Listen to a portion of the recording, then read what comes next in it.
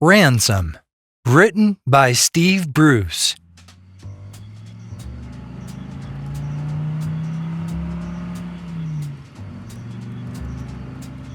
The luxury saloon cruised along the dirt road at 44 miles per hour.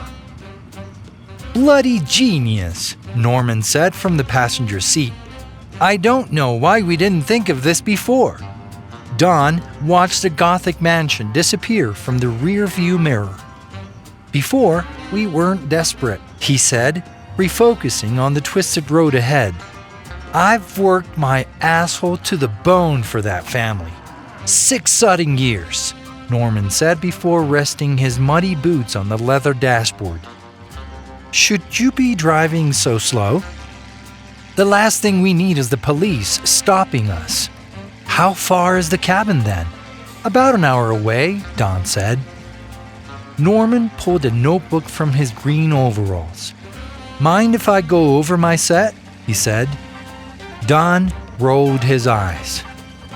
If you must." "What about this one?" Norman said.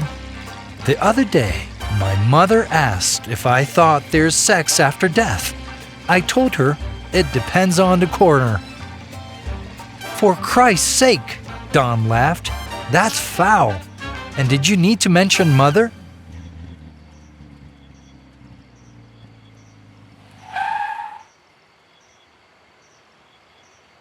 It was a tiny log cabin nestled in a boreal forest belly. Lush grapevines covered the aged walls, and its hatched roof had discolored with time. Norman squinted through the windshield. "This is it," he said. "What do you think?" Don said, and snatched the keys from the ignition. "You're still mad? I had no idea the Chariad would explode like that." Don pressed the fob, and the boot crept open. "Oh, you had no idea. Meanwhile, I'm driving 40 minutes with a sticky crotch." "Jesus, I said sorry. What more do you want?" "Let's get inside," Don said while exiting the vehicle. He slid the key in the cabin's rusty lock and turned to Norman. "Aren't we forgetting something?" he said. Norman's eyes widened. He rushed to the open boot. A bound school girl lay in fetal position, motionless, with a cloth sack over her head. "Come on, Lilybeth," he said. "Let's get you somewhere comfortable." And in dusk's misty red aura filled with frog songs, Norman carried her inside. Rural furnishings, walnut bookshelves, and a dead grandfather clock adorned the cabin's interior. An underlying odor of decay infused the deserted dwelling. Norman looked around. "Where are we putting her?" "Here," Don said, pointing to a small chair in the room's center. "Well, give her a cushion to sit on at least," Norman said. Don obliged before roping Lilybeth's lean wrist to the chair. "Jesus, there are wolves out here?" Norman said, noticing the taxidermy mount of a wolf's snarling head above the fireplace. "Don't worry," Don said, while loading his double-barreled shotgun. "We're covered." "Christ, I hope we never have to use that thing." Don placed his hand on Norman's bony shoulder. "Everything will be fine. Now, fetch the grub. I'll make the call." Norman retrieved the small bag of fruit from the car and placed it on the counter near the shotgun. "Are you hungry, Lilybeth?" he said. The girl remained still and silent.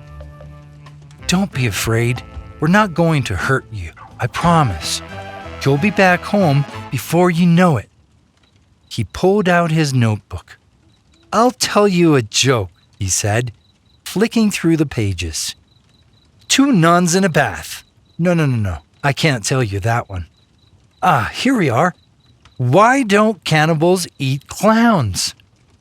Because they taste funny. The girl remained still and silent. I'll read you something instead." He perused a dusty bookshelf. "Ah, The Hunchback of Notre Dame," he said.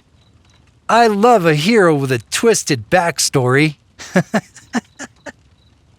Lilybeth's chest shook with laughter, but no sound came from her. Don ended his call and hurried back inside the cabin. "We're in luck," he said. "The organ legger stumbled across a spare heart." "How on earth did she stumble across a spare heart?" "That's neither here nor there." He rubbed his hands together. "She's willing to let us have it at a discount." "So, how much are we demanding from Vandenberg?" "Don't worry about numbers," Don said. "I'm starving. Where's the grub?" "Near your shotgun." Don held up a bag of fruit. "What the hell is this?" "The grub," Norman said. "No, this is a bag of plums. Where's the basket?" "Basket?" "Yes, the basket. Back at the mansion. On the counter, sitting next to the plums. The basket. Grass-fed steaks, moose cheese, olive bread, Bakewell fucking tarts." His voice cracked. "The basket!" "Keep your voice down. You'll frighten the girl," Norman said. Don balled his fist and marched out of the cabin. He sat on the porch steps and called the Vandenberg mansion. "Come on, you posh pompous prat," he said. "Answer the phone." The golden telephone rang twice before his lordship answered. "Lars Vandenberg speaking. I assume advising that it is in one's utmost interest to release my daughter would only be words wasted? Very well. What are one's demands? A pauper's ransom comparable to one's intellect. Time and location? Very well, my dear mendicant. Bide one's time. I promise to pay one in full before dawn. Tally-ho," he said, and ended the call. "My lord, I've tracked the saloon's GPS to a cabin 60 minutes away," Vandenberg's butler said. "Am I to alert the constable?" "No, dear Miles. A more personal stratagem will suffice. That imbecilic duo have committed their last transgression. I deem them unworthy of mercy. And it is the season," Vandenberg said. "Is it not?" "Indeed, my lord," the butler grinned. "It is the season." Don marched back inside the cabin. "Sod him," he said. "Vandenberg speaks to me like he's buying an armor." "Armor?" Norman said. "It's some kind of French couch." "But he's going to pay, right?" Don took a deep breath and nodded. "Yes, he is going to pay." "Well then, why the long face?" "We should celebrate," Norman said, revealing a bottle of red wine. "All the way from Vandenberg's special cabinet." Don's face lit up. "From the special cabinet?" Norman squinted at the label. "I got you the Chateau Lafite Rothschild 1982. Ah, the perfect pairing for plums and kidnap," Don said, and received the bottle. Night enclosed the cabin, and wisps of smoke fled the cobbled chimney. Don and Norman sat side by side in moonlight on the porch steps. "Do you hear that?" Don said. "I don't hear anything." "Beautiful, isn't it?" "Don," Norman said, "we're doing the right thing here, aren't we?" "Our lives are a series of pain and joy, brother," Don said. "Let's enjoy the wine and the stars and the silence together. Leave morality to the philosophers." "You're right. A toast, then," Norman said before raising his mug of wine. "To Vandenberg's dosh." Don raised the bottle. "And to my father's new heart," May he live a long and healthy life. Norman shuffled inside his sleeping bag. "Dawn," he whispered, "someone's watching us through the window." Dawn glimpsed a pair of fiery white eyes before they vanished into the dark. "Is it wolves?" Norman said. "I bet it's a grizzly bear looking for something to eat. Offer him those plums." Be quiet," Dawn said, picking up his shotgun. In the orange glow emanating from the fire, he crept across the room. "Can't see a damn thing." He opened the window and aimed his barrel into the cold night air. "Dawn, your gun's not loaded." "It is. I loaded it earlier." No. I removed the cartridges." "Why would you do something so stupid?" "Because it's dangerous to keep a loaded gun near a child." "Quick then, hand me the cartridges. Something's getting close."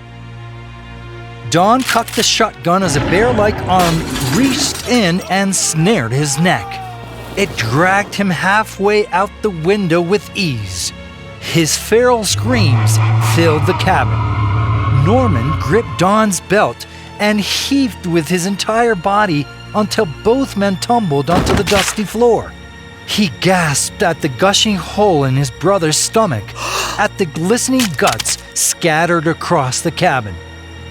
"Dawn, it'll be okay." Norman held Dawn's bloody hand. "You can't die," he said. Dawn stared into his eyes as death rattled past his twitching lips. "Please, God, not like this," Norman sobbed and held his brother close. A guttural snarl swept through the open window, sending a chill down Norman's spine. He saw the fiery white eyes stalking him. You motherfucker," he said before attempting to load the shotgun. The cartridge slipped between his blood-slicked fingers and fell to the floor. "My God," he said, unable to avert his teary gaze from the vast beast clambering into the cabin. Behind him, Lilybeth's fingers lengthened, and dense hair sprouted from her hands. "Father," she cried, as a log popped inside the fireplace.